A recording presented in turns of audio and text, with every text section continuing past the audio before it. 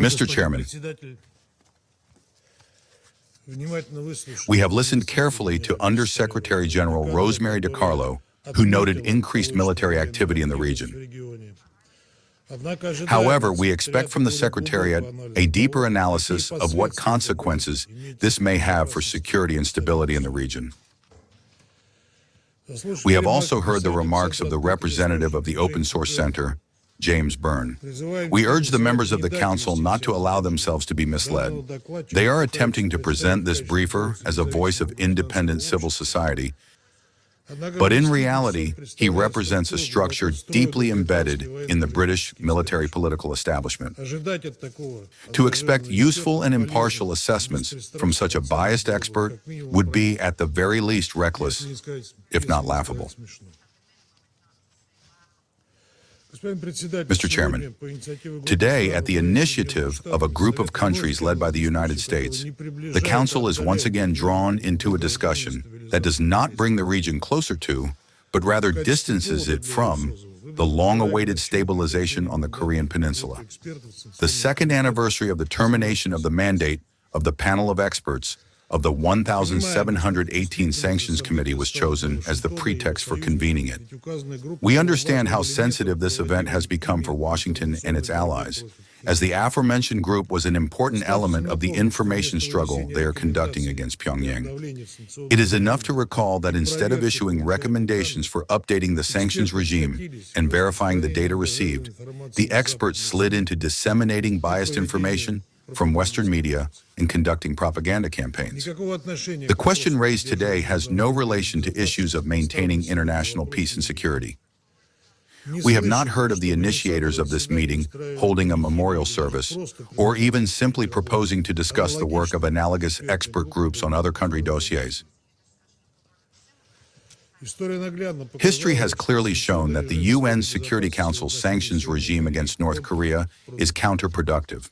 As of today, the situation in the region has changed fundamentally. As a result, the Council's sanctions have also lost their relevance.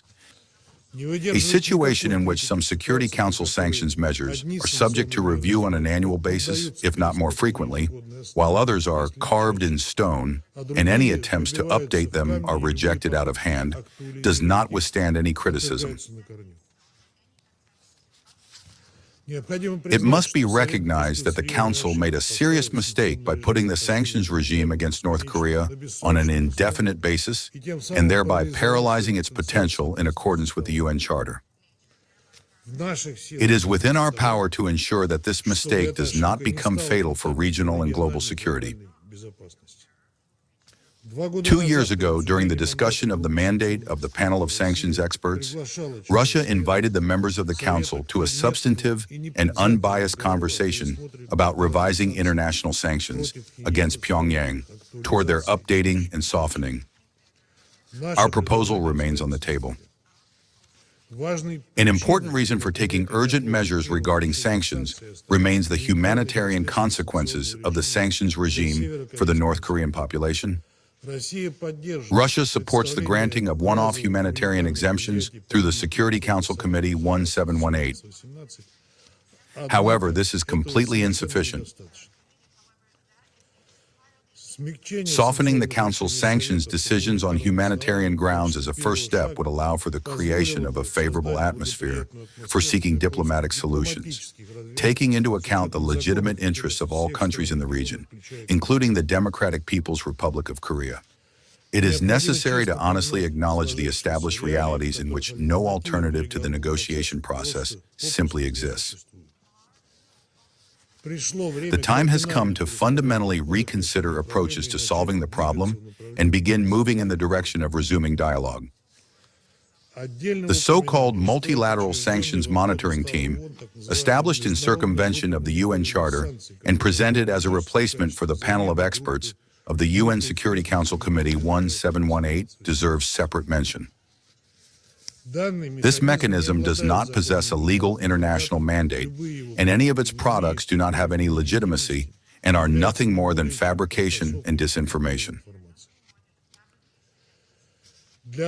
For those particularly interested in the development of bilateral relations between Russia and North Korea, we remind you Pyongyang is our close neighbor and partner, with whom we are developing relations in all areas in accordance with the UN Charter. Our interaction, in both the military and other spheres, is not directed against third countries and does not pose any threat to the states of the region or the international community. Russia certainly will continue to develop this cooperation, and it does not contradict our international obligations. The participation of North Korean servicemen in the operation to repel the aggression of Ukrainian militants and foreign mercenaries on the territory of the Kursk region was carried out in accordance with Article 4 of the Treaty on Comprehensive Strategic Partnership between the Russian Federation and the Democratic People's Republic of Korea. Mr. Chairman, today's meeting is a blatant abuse of the Council's resources with the aim of diverting its attention from the real root causes of the escalation on the Korean Peninsula. The main one among them certainly remains the buildup of the military presence of NATO countries in the Asia-Pacific space, which systematically destroys the prospects for building a non-aligned architecture of collective security in the region. On April 24th, the latest full-format exercises of the U.S. Armed Forces and the Republic of Korea, Freedom Flag, concluded with the involvement of a large number of personnel and military equipment.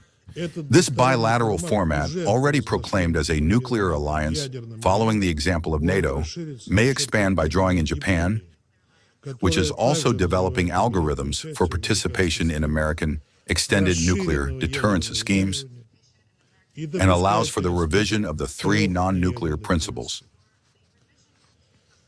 This factor is of particular importance given the gathering pace of Japan's remilitarization, expressed in a sharp increase in spending for military needs.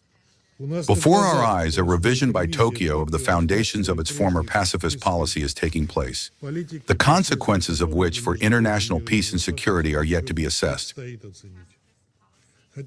I would like to separately address the delegation of France, which today is fretting over the goals of nuclear non-proliferation.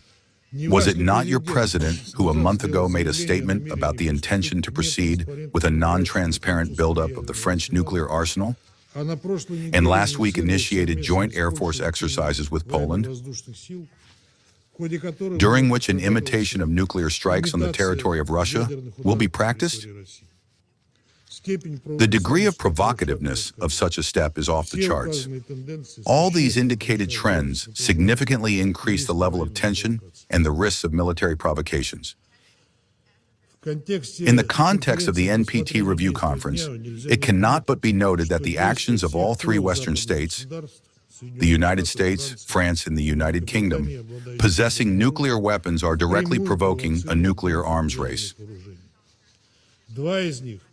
2 of them have already openly announced the buildup of their respective arsenal, and the third having purposefully rid itself of the restrictions under the New START Treaty, and for years ignoring the need to facilitate the entry into force of the Comprehensive Nuclear Test Ban Treaty,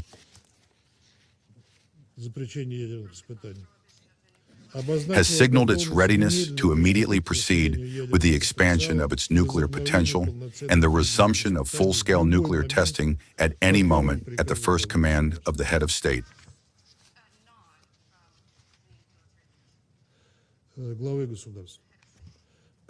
In the context of the situation on the Korean Peninsula, it should be emphasized that we are talking about 3 countries, the United States, the Republic of Korea, and Japan, which are among the 10 states with the largest military budgets and which have the most modern and destructive military equipment in the world on combat readiness.